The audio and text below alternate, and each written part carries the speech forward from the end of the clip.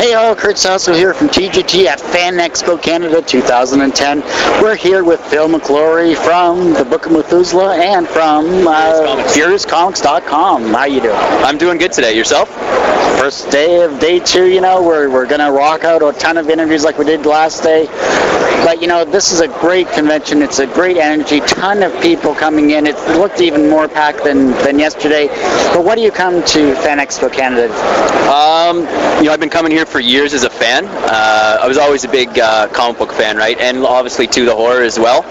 And so the last couple of years I've been developing my own horror comic. And so, you know, this is the second time I've done the show. And it's just, yeah, like you said, the crowd's just massive. And the response from the public is always really positive. So it's just, it's a great time. So the question that I have is, as soon as I saw your work, I love the gritty feel to it. I love the artwork. It's real hardcore. You mentioned to me earlier before we were recording that you write the short stories and you gather a whole bunch of creative people to work with you on this. Yep. Tell us a little bit about the Book of Methuselah. Well, basically it stems from my love of horror and like the old Tales from the Crypt, eerie comics. And it's just really easy for an independent guy like myself to try to develop short stories. Smaller commitment for the artists, and so they're more willing then to kind of put forth their time for those types of projects. So it just made sense to kind of do that. In terms of writing for myself, again, they're a little bit easier to put together because they're just smaller, self-contained stories. Instead of trying to do some massive graphic novel project that's, you know, harder to get off the ground, especially for a smaller independent type of creator like myself. So it just made sense to kind of follow that format. Now, have you tried your hand at actual, like, drawing any of this work, or are you I have no artistic talent whatsoever, so writing and lettering is about as far as I can go. I am trying to pick up coloring, so I've been doing some flatting, or at least practicing some flatting with some of my work, but that's kind of been tedious, especially, I've got a newborn at home, so she's eating up all my time, right, so I just do what I can writing-wise, and that's about it.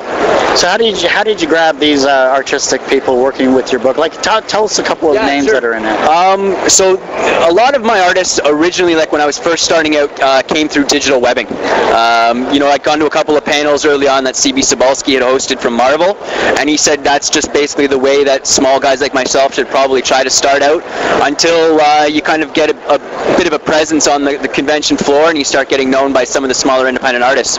So what I would do is I just post an ad, you know, and I would obviously pay too for the work. You know, I couldn't afford very much, but it was enough to attract interest again from smaller independent guys. And so some of the guys that I've kind of worked with on a number of occasions, because the quality artwork has been good, the way that they've been able to get back to me in terms of the turnover rate with their pages has been great, is guys like Jason Ho. I think he's based in New York. He's done some cover work for me and some short stories. Antonio Brandio, he's actually in Portugal. He's done some work for me. He did a zombie story and a Cthulhu story for me. And now I'm starting to actually get to know, like I said, a lot more of the Toronto guys. So Shane Heron, who's actually at the table, he's not here right now, he did a werewolf story for me, and he's done some pin-up work. Dan Simon, who's over at the Blind Ferret booth, he does that webcomic No Reason, and we're gamers, so he's part of my group, and so he was cool enough to take some time, and he did a Cthulhu short story for me as well. And Adam Gorham, actually, too, over at the Big Sexy Comics booth, he did the cover for my current book right here. So this is book number 4, and it's debuting at the con. It's 44 pages. Yeah, so it's a pretty fat book. My last two previous to that were 28 pages, but I was able to get this thing together, and you know, through a bunch of different guys, and so I've just been really fortunate, I think, you know, especially the last couple of years. So it's positive, because it can be really tough as an independent guy to get your feet off the ground. You know, it's a bit of a struggle, right?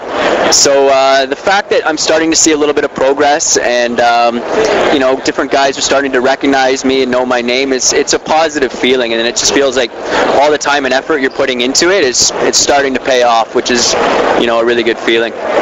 You know, Fan Expo, huge convention, energy abound, lots of people walking through, seeing your work, seeing Leslie Davidson from Peeling Onions as well. You know, that's a great table mate right there. Yeah, for sure. And she brings, I gotta say this, I know she's gonna probably hit me, but she is great because she brings great snacks. Snacks. She keeps us well fed all weekends. So God bless her for that. She won't see this until I get it posted either. Yeah. Awesome. So then, Fan Expo, once this closes down, once you head back to Northern Toronto, Aurora type deal, back to your family, what personal experiences are you going to take away from this? I guess personal experiences, I really like interacting with the fans. I find that people who like horror, they really love it. So they really dig what I'm doing.